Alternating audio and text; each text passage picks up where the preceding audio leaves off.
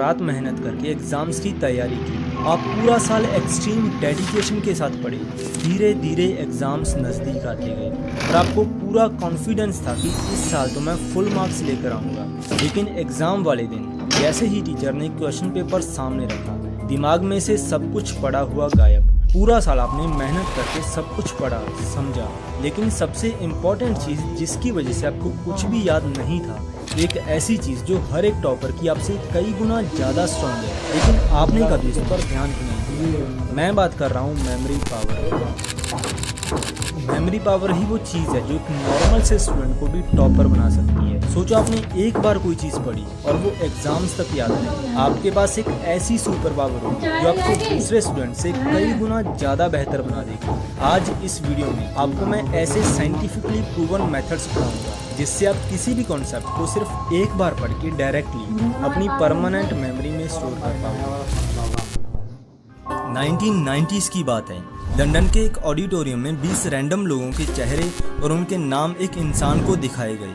सिर्फ 3 मिनट बाद उसने सबके नाम याद कर लिए और उसका नाम था डोमिनिक ओ ब्रायन, एक ऐसा इंसान जिसने 8 बार वर्ल्ड मेमोरी चैंपियनशिप जीता। Hello, I'm Dominic O'Brien. I am the 8 times winner of the World Memory Championships. लेकिन क्या आपको पता है, स्कूल में इसी इंसान को पुअर मेमोरी का टैग मिला था, लेकिन 8 बार मेमोरी चैंपियनशिप जीतकर इसने प्रूव कर दिया कि ह्यूमन ब्रेन की कैपेबिलिटीज हमारी सोच से भी कई गुना ज़्यादा है। तो चलो तुम्हें भी एक नॉर्मल बच्चे से एक मेमोरी चैंपियन बनाने का सफर स्टार्ट करते हैं।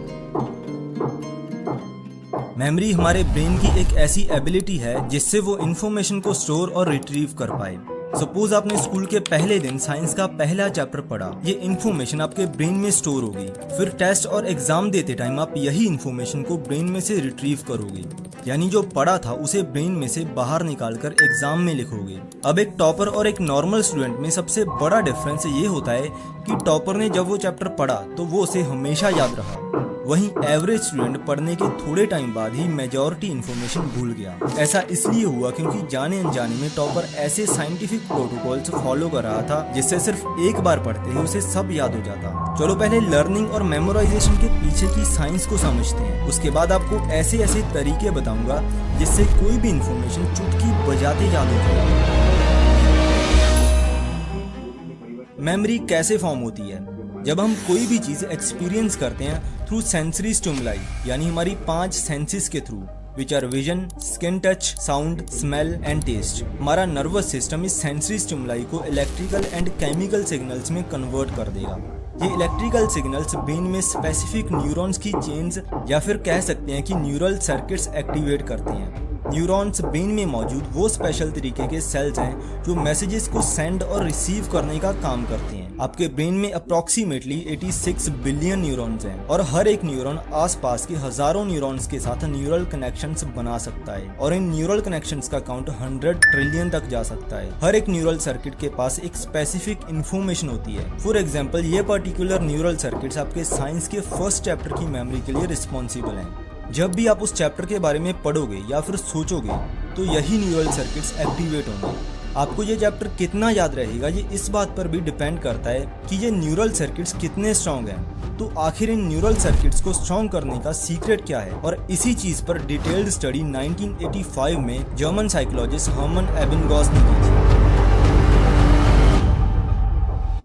एबिंगॉस ने फॉरगेटिंग कर्व्स का कॉन्सेप्ट दिया, जो हमें बताता है कि अगर आप इन्फॉर्मेशन को सिर्फ एक बार पढ़ते हो तो उसमें से 50% आप सिर्फ 1 घंटे के अंदर भूल जाओगे, 24 घंटों बाद 70% चीजें भूल जाओगे और 1 हफ्ते बाद 90% इन्फॉर्मेशन भूल चुके होगे। तो आखिर कोई ऐसा तरीका होना चाहिए जिससे एक बार पढ़ा हुआ भी हमेशा याद रहे। वेल, तरीके तो 2 हैं और दूसरा तो मेरी गारंटी है आज तक आपको किसी ने भी नहीं बताया होगा। खैर, इसकी बात तो नेक्स्ट चैप्टर में करेंगे। फिलहाल पहला तरीका देखते हैं। किसी भी इंफॉर्मेशन से रिलेटेड न्यूरल सर्किट स्ट्रॉन्ग तभी होंगे जब उनको बार बार एक्टिवेट करोगे। देखो, ये बिल्कुल वैसा ही है। अगर आप किसी जंगल में एक ही रास्ते पर बार बार चलते रहोगे तो वहाँ एक परमानेंट रास्ता बन जाएगा। वैसे ही जब आप किसी मेमोरी को बार बार रिपीट करते हो तो उससे रिलेटेड न्यूरल सर्किट्स और ज्यादा स्ट्रॉन्ग हो जाते हैं। सेम इसकी ऑपोजिट, अगर आप किसी स्किल या मेमोरी को रिपीट नहीं करोगे तो उससे रिलेटेड न्यूरल सर्किट्स वीक हो जाएंगे और अल्टीमेटली आप उसे बिल्कुल भूल जाओगे। लेकिन ये सुनने में जितना आसान है उतना है नहीं। किसी भी चैप्टर को याद करना है तो उसकी मल्टीपल रिविजन्स करो, ये तो सबको पता है। लेकिन ये इतनी सिंपल चीज होने के बाद भी 90% स्टूडेंट्स रिवीजन नहीं करते, क्योंकि ह्यूमन ब्रेन कुछ इस तरीके से वायर्ड है जिससे हर एक रिवीजन के बाद उस पर्टिकुलर टॉपिक में इंटरेस्ट कम हो जाता है। कोई नया टॉपिक और नई इन्फॉर्मेशन पढ़ते टाइम तो बहुत मजा आता है, लेकिन उसकी रिवीजन करते टाइम बिल्कुल नहीं। बट डोंट वरी, ऐसे भी बहुत सारे तरीके हैं जिससे आप कम रेपिटेशंस में भी ज्यादा इन्फॉर्मेशन अपने ब्रेन में स्टोर कर सकते हैं। आपने नोटिस किया होगा कि कुछ इंसिडेंट्स जो लाइफ में सिर्फ एक बार होते हैं लेकिन जिंदगी भर याद रहते हैं। जैसे बचपन में खेलते खेलते अगर आपको गहरी चोट लग गई तो वो पल आपको जिंदगी भर याद रहेगा। कैसा होगा अगर यही चीज स्टडी में भी हो जाए? वेल, बिल्कुल हो सकती है। इसके पीछे बहुत ही इंटरेस्टिंग साइंस है जो मैं आपको बिल्कुल आसान शब्दों में समझाने वाला हूँ। 1995 में न्यूरोसाइंटिस्ट जेम्स मैगाउ एंड लैरी कैहिल ने बहुत ही इंटरेस्टिंग एक्सपेरिमेंट कंडक्ट किया, जिसमें उन्होंने ह्यूमन सब्जेक्ट्स के 2 ग्रुप्स बनाए। दोनों ग्रुप्स को एक शॉर्ट पैराग्राफ पढ़ने के लिए दिया। कुछ टाइम बाद जब दोनों ग्रुप्स का क्विज लिया गया तो ग्रुप बी वालों को कई गुना ज्यादा इन्फॉर्मेशन याद थी। ऐसा इसलिए हुआ क्योंकि जो ग्रुप ए को पैराग्राफ दिया गया था उसकी लैंग्वेज बिल्कुल नॉर्मल थी, जिसको पढ़ते वक्त कोई इमोशन फील नहीं हो रहा था। वहीं दूसरी तरफ जो पैराग्राफ ग्रुप बी को दिया गया था उसकी लैंग्वेज बहुत ज्यादा इमोशनली इंटेंस थी, जिसको पढ़ते टाइम गुस्सा भी आया, खुशी भी हुई और डर भी लगा।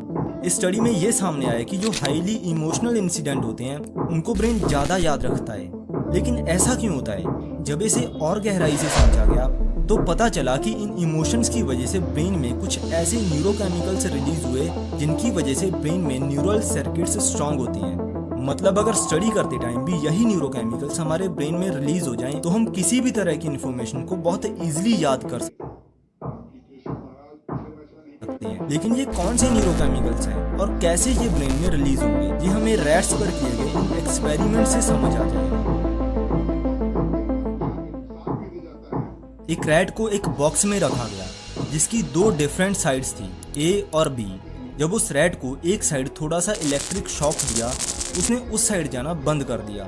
मतलब उसे एक ही बार में पता चल गया कि इस साइड जाने में खतरा है। इसे कहते हैं वन ट्रायल लर्निंग। मतलब उस रैट को बार बार शॉक देने की जरूरत नहीं पड़ी, सिर्फ एक ही बार में शॉक की मेमोरी उसके ब्रेन में स्टिक हो गई। ऐसा हुआ क्योंकि इस प्रोसेस दौरान उसके ब्रेन में एड्रेनलिन और एपिनेफ्रिन जैसे हार्मोन्स रिलीज हुए। एड्रेनलिन बेसिकली एक ऐसा हार्मोन है जो स्ट्रेस और डेंजर जैसी कंडीशंस में रिलीज होता है। जैसे अगर आपके पीछे कुत्ता पड़ गया तो एड्रेनलिन रिलीज होगा, जिससे आपकी हार्ट बीट फास्ट होगी, मसल्स को एक्स्ट्रा एनर्जी मिलेगी और ब्रेन सुपर अलर्ट हो जाएगा। जेम्स मैगाउ और लैरी कैहिल की स्टडीज में भी पाया गया कि हाईली इमोशनल स्टेट्स दौरान ब्रेन और बॉडी में एड्रेनलिन और कॉर्टिसोल जैसे हार्मोन्स रिलीज होती हैं, और यही वो हार्मोन्स हैं जो ब्रेन में न्यूरल कनेक्शन से स्ट्रॉन्ग करते हैं। अल्टीमेटली अगर स्टडी करते टाइम भी एड्रेनलिन रिलीज हो तो इससे हमें इन्फॉर्मेशन इजीली मेमोराइज हो जाएगी और इस तरीके से ज्यादा रेपिटेशंस की भी जरूरत नहीं पड़ती। But the main question is कैसे हम इंटेंशनली ब्रेन और बॉडी में एड्रेनलिन रिलीज करवाएं, क्योंकि जब कुत्ते पीछे पड़े होंगे तब तो स्टडी करना पॉसिबल नहीं है। तो आखिर पढ़ते टाइम ये एड्रेनलिन रिलीज कैसे होगा? डॉक्टर एंड्रयू ह्यूबरमैन के अकॉर्डिंग 2 ऐसे सिंपल तरीके हैं जिससे ब्रेन और बॉडी में एड्रेनलिन रिलीज हो जाएगा। First one is cold water bath. ठंडे पानी से नहाने पर बॉडी में एड्रेनलिन स्पाइक आता है, जिससे हार्ट बीट फास्ट होने के साथ साथ ब्लड फ्लो भी इंक्रीज होगा। लेकिन ये स्टडी सेशन से पहले करना सही है या बाद में, इस पर आगे चर्चा करेंगे। उससे पहले सेकंड मेथड देख लेते हैं, विच इज कैफीन। कैफीन एक नेचुरल स्टिमुलेंट है जो हमें अलर्ट रखने का काम करता है। मोस्ट कॉमनली ये चाय, coffee, energy drinks, soft drinks और चॉकलेट्स में पाया जाता है। कैफीन बॉडी में जाते ही 2 काम करता है। पहला, एडिनोसाइन के इफेक्ट्स को ब्लॉक कर देना। एडिनोसाइन एक ऐसा केमिकल है जिसकी वजह से हमें नींद आती है। ये कैसे काम करता है इसकी साइंस किसी और वीडियो में समझाएंगे, लेकिन ध्यान रखने वाली बात यह है कि कैफीन कंज्यूम करने से हम अलर्ट और एनर्जाइज फील तो करेंगे, लेकिन कैफीन की हाफ लाइफ 5 से 6 घंटों की होती है। मतलब इसका असर खत्म होने में कम से कम 5 से 6 घंटे लगेंगे। लगेंगे। इसलिए एक्सपर्ट्स का मानना है कि सोने के 7 से 8 घंटे पहले कैफीन कंज्यूम नहीं करना चाहिए। मतलब अगर आप 10 बजे सोते हो तो दोपहर के 2 बजे तक कॉफी पीना सही रहेगा, उसके बाद नहीं। कैफीन से दूसरी इंपॉर्टेंट चीज ये होती है कि बॉडी में एड्रेनलिन और एपिनेफ्रिन जैसे हार्मोन्स में भी स्पाइक आ जाता है। मतलब कैफीन हमारी लर्निंग में भी हेल्प कर सकता है। नाउ वी नो कि एड्रेनलिन कैसे रिलीज करवाना है, लेकिन कब रिलीज करवाना है ये भी उतना ही इम्पोर्टेंट है। जब आपने कोई भी चैप्टर पढ़ा या रिवाइज किया उसके तुरंत बाद या फिर 10 से 15 मिनट के अंदर अगर एड्रेनलिन रिलीज हो तो उसका बेस्ट इफेक्ट देखने को मिलेगा। इसके साथ साथ एक और इम्पोर्टेंट एस्पेक्ट जिससे सबसे ज्यादा न्यूरल कनेक्शन स्ट्रांग होते हैं एंड दैट इज स्लीप। आपने सुना होगा कि सोने से पहले पढ़ी हुई चीज सुबह तक अपने आप याद हो जाती है। साइंस इसके बारे में क्या कहती है ये पता चलेगा द सेल प्रेस जर्नल की स्टडी से। जब हम सोते हैं तो ब्रेन में stored short term memory long term memory में ट्रांसफर हो जाती है। इसे मेमोरी कंसोलिडेशन कहते हैं और सोने के दौरान हमारी क्रूशियल मेमोरीज और ज्यादा स्ट्रांग होती हैं और फालतू की मेमोरीज ब्रेन में से इरेज हो जाती हैं। अब तक हमने जो समझा उसके अकॉर्डिंग पढ़ने का सबसे बेस्ट वे कुछ ऐसा होगा कि सबसे पहले आप पूरे फोकस के साथ अपना स्टडी सेशन परफॉर्म करो। उसके बाद एड्रेनलिन स्पाइक करने के लिए कोल्ड वाटर बाथ लेना और अगर चाहो तो कॉफी भी पी सकते हो। कुछ घंटे बाद 20 to 90 मिनट्स का नैप ले सकते हो फॉर बेटर मेमोरी कंसोलिडेशन। इसके अलावा एक और ऐसी चीज है जिससे डायरेक्टली हमारी मेमोरी स्ट्रांग होती है, लेकिन 99% स्टूडेंट्स उसे बिल्कुल ही इग्नोर कर देते हैं। मैं बात कर रहा हूँ एक्सरसाइज की। स्टडीज में पाया गया है कि एक्सरसाइज ब्रेन में डेंटेट जायरस न्यूरोजेनेसिस को इंक्रीज करती है। लेकिन ये है क्या और इससे क्या होगा? डेंटेट जायरस ब्रेन में मौजूद हिपोकैम्पस रीजन का ही एक पार्ट है। हिपोकैम्पस में ही मेमोरीज फॉर्म होती हैं और टेम्परेरली स्टोर भी होती हैं। न्यूरोजेनेसिस का मतलब है नए न्यूरॉन्स क्रिएट होना। अब ये जो डेंटेट जायरस है इसी में ही नए न्यूरॉन्स क्रिएट होते हैं और एक्सरसाइज करने से ये प्रोसेस और ज्यादा इंक्रीज होगा। ये नए न्यूरॉन्स एग्जिस्टिंग न्यूरल सर्किट्स में मिलकर मेमोरी फॉर्मेशन में हेल्प करते हैं। सो एक्सरसाइज और रनिंग जैसी activities directly memory formation improve करती हैं। थोड़ी लोड बियरिंग एक्सरसाइज और जिम वगैरह करने से बोन्स में ऑस्टियोकैल्सिन नाम का हार्मोन रिलीज होता है। इसकी खास बात यह है कि ये बोन्स में से ब्रेन के हिपोकैम्पस रीजन तक पहुंच जाता है। हिपोकैम्पस की फंक्शनिंग को इम्प्रूव करने के साथ साथ ये बोन ग्रोथ और हार्मोन रेगुलेशन में भी मेजर रोल प्ले करता है। मेजॉरिटी स्टूडेंट्स एक्सरसाइज नहीं करते, लेकिन इसके मेंटल और फिजिकल हेल्थ पर डायरेक्ट बेनिफिट्स देखते हुए हर किसी को रोज कम से कम आधा घंटा एक्सरसाइज जरूर करनी चाहिए।